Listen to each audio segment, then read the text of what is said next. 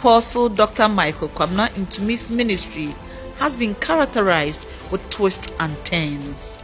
He witnessed 4 wars, 2 in northern Ghana, 1 in Ivory Coast, and 1 in Liberia. The Liberian crisis, the worst of them all. The outcome is his book, Flamingo, the Camp of No Return. In 1988, we left Kraken Kwanta for Liberia. Before going, at the farewell service, there was a prophetic message delivered by a young lady whom we didn't know.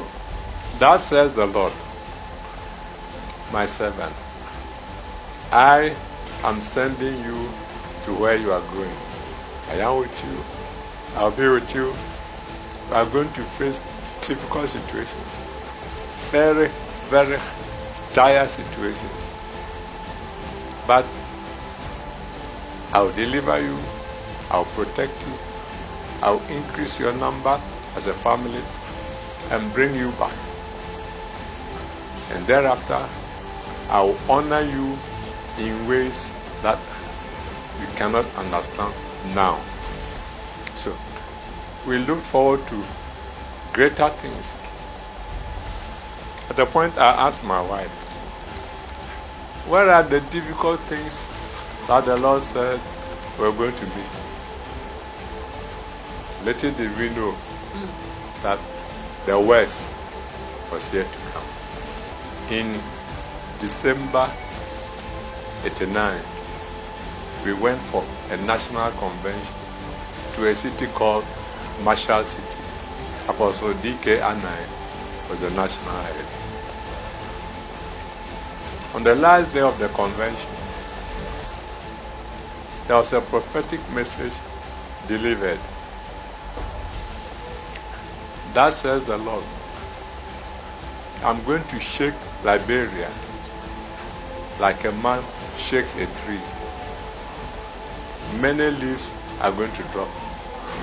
But after the shaking, I will make a way for the church in Liberia. That prophecy happened to be delivered through me. When we closed from that convention, on the 31st of December, ELBC, that is the national radio station, announced that rebel forces had entered into the nation from the northeastern part of the country. The church wanted him to come. But when the war broke out, he said no, it was difficult for him to leave the people in Liberia and come back to Ghana. What would he do if he would go back as a pastor after running away? So he decided to serve the people. I mean, that was very sacrificial and at the cost of possibly losing his life. They were there when the rebels rounded up all Ghanaians, Nigerians, Sierra Leoneans, Guineans, and Gambians, and took us to a place called Flamingo Camp, 160 kilometers, miles away into the dense Nimba forest of Nimba County, to a place called Flamingo Wonto Camp. We were about 2,800 people. The rebels would come and count people. 1, 2, 3, 4, 5. With some, they just sprayed them to death. With others, they slaughtered them. On one occasion, they slaughtered people from a certain country, and they showed the blood-stained knives to some of us and said, you are the next. How would you feel? We prayed, we fasted, on and on and on. Then the rebels said, okay, there's no more food for you.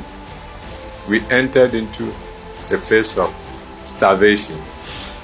You could count the ribs of people. We decided to pray. We asked permission from the base commander, who allowed us to gather on the field and pray.